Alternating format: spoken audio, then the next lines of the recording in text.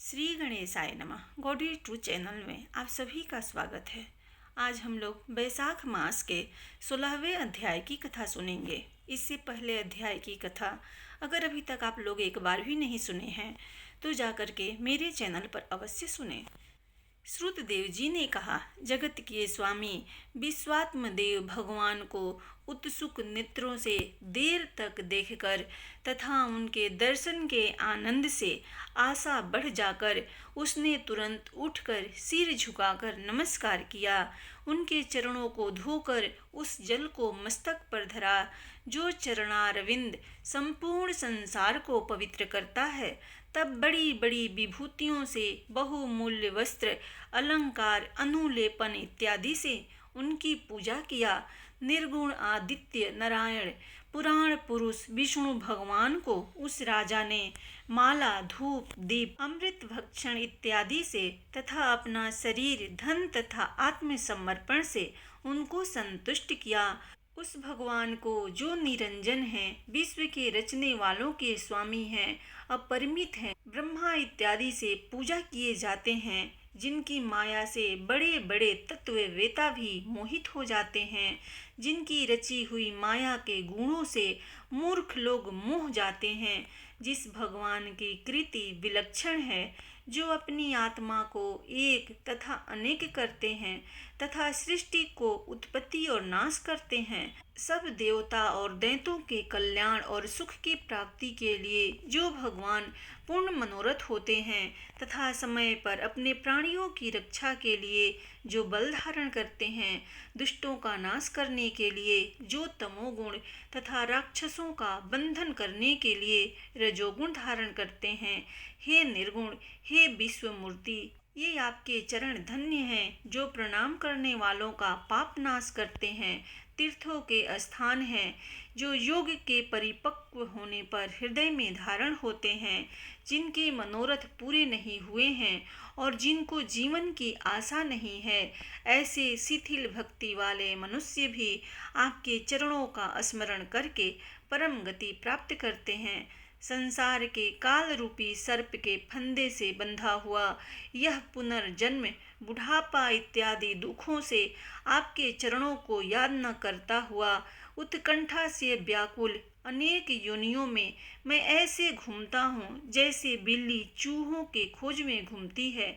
मैंने न तो दान किया, न आपकी कथा सुना और न साधु लोगों की सेवा किया। इसी कारण से मैं शत्रुओं से जीता गया, धन हर गया और मैंने जंगल में प्रवेश किया। मैंने तब अपने दोनों गुरुओं का स्मरण किया। स्मरण करने पर वे दोनों दीनबंधु मेरे पास आए और उन्होंने दुखी होकर मुझको समझाया। उन्होंने श्रुतियों में कहे हुए स्वर्ग, पुरुषार्थ, मोक्ष इत्यादि को करने वाले शुभ बैसाख मास के धर्मों को मुझसे कहा। उनके समझाने पर मैंने कल्याण करने वाले माधव मास के सब धर्मों को किया। उन्हीं के परम प्रसाद से मैं ऐसा हुआ, ये मेरी संपूर्ण संपत्तियां प्राप्त हुई। मैंने न तो अग्नि, न सूर्य, न चंद्र, न तारा, न पृथ्वी, न जल, न आकाश, न श्वास, न वाणी और न मन की उपासना किया। ये पाप को अधिक काल में हरते हैं, परंतु अपने मनोरथों को त्याग किए हुए आपके चरणों को स्मरण करने वाले ऐसे महात्मा जिनको आप मानते हैं, वे मुहूर्त भर की सेवा में ही पाप नाश कर देते हैं। हे स्वतंत्र, हे विचित्र कर्म करने वाले, हे परमात्मा, हे साधुओं पर अनुग्रह करने वाले, मैं आपको नमस्कार करता हूँ। मैं आपकी माया में मोहित होकर अनर्थ देखने वाले भार्या, धन, रूप इत्यादि गुणों में भ्रमण करता हूँ। आपके चरण कमल संसार जन्म कष्टों के मूल को नाश करने वाले, संपूर्ण पापों को हरने वाले तथा अति निर्मल है। सुख की इच्छा से अनर्थों के प्रधान कारण सुत, आत्मा, स्त्री इत्यादि की ममता से घिर कर मुझको न तो कहीं नींद आती है और न सुख मिलता है। इन्हीं में मेरी तृष्णा बढ़ती जाती है। दुख से प्राप्त करने योग्य सब पुरुषार्थों का हेतु राजा का जन्म, रत्न इत्यादि आपसे प्राप्त होने पर मैं आपके चरण कमल का भजन नहीं करता, क्योंकि हे देव, मैं मूढ़ चित हूँ और विषयों में मेरी लालसा है। श्रद्धा पूर्वक मैं कर्म करता हूँ, परंतु इनके लिए मेरी बढ़ती हुई तृष्णा मुझे जला रही है। हे विभो, मैं आज यह हो जाऊं, कल यह हो जाऊं, इस प्रकार की सैकड़ों चिंता से मेरा चित्त चंचल है।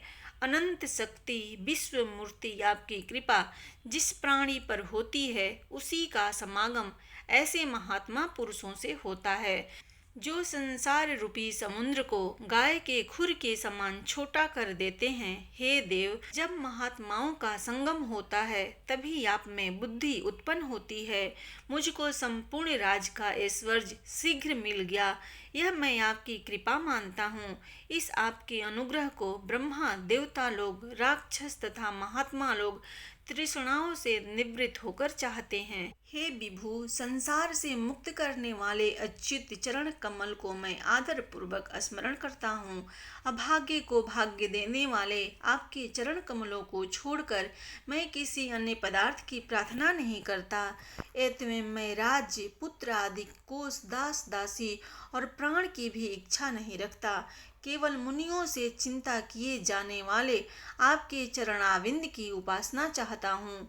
हे देवताओं के स्वामी, हे जगत निवास, प्रसन्न होइए जिसमें आपके चरण कमल में भक्ति हो। हे प्रभो, स्त्री, कोष, पुत्र, अपने धन्य इत्यादि गुणों से मेरा प्रेम हट जावे। कृष्ण भगवान के चरण कमलों में मेरा मन निरंतर लगे, मेरी वाणी आपकी कथा के वर्णन करने में लगे, आपके दर्शन में मेरे नेत्र लगे, कान कथा सुनने में और जिह्वा आपको अर्पण हो। नासिका आपके चरण कमल की सुगंध में, त्वचा आपके भक्तों के गंध इत्यादि के लेप में, तथा हे प्रभो, मेरे हाथ प्रतिदिन आपके मंदिर के झाड़ू बुहारू में करने में लगा रहे, मेरे पैर हरि भगवान के क्षेत्र मार्ग चलने में, मूर्धा प्रतिदिन आपकी वंदना में, मेरी कामना और बुद्धि आपकी सतकथा में तथा वंदना में सदा लगा रहे।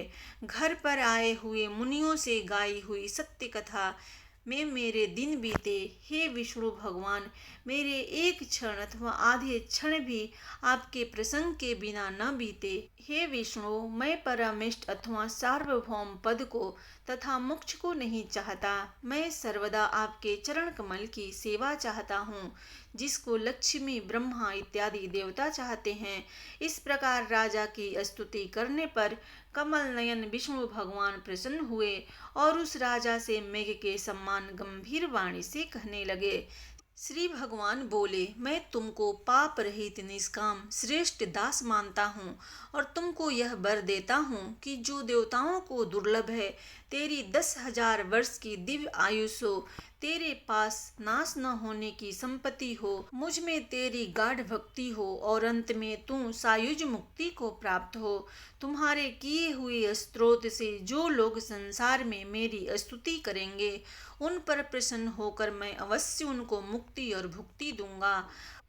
अक्षय नवमी की यह तृतीया संसार में प्रसिद्ध होगी, जिसमें भुक्ति तथा मुक्ति देने वाला मैं तुम पर प्रसन्न हुआ। जो मूर्ख बहाने से अथवा स्वभाव से स्नान, दान इत्यादि क्रिया करते हैं, अक्षय पद को प्राप्त करते हैं। जो मनुष्य अक्षय तृतीया के दिन पितरों के उद्देश्य से श्रद्धा करते हैं, उनका यह कर्म अनंत होता है। इसमें किया हुआ थोड़ा भी नाश न होने वाले फल को देता है।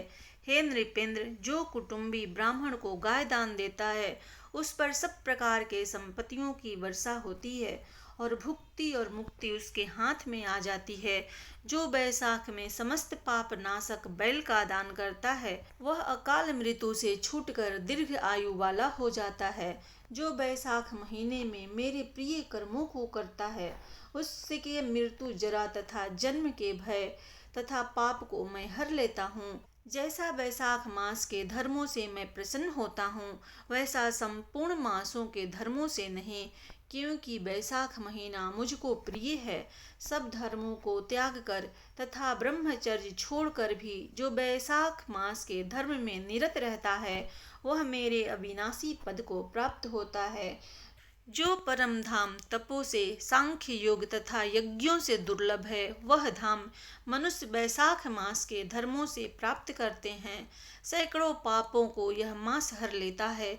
जिस प्रकार से प्रायश्चित किए बिना ही मेरे पैरों के स्मरण से होता है, गुरु के उपदेश से तुम जंगल में बैसाख मास के धर्मों में प्रवृत्त हुए।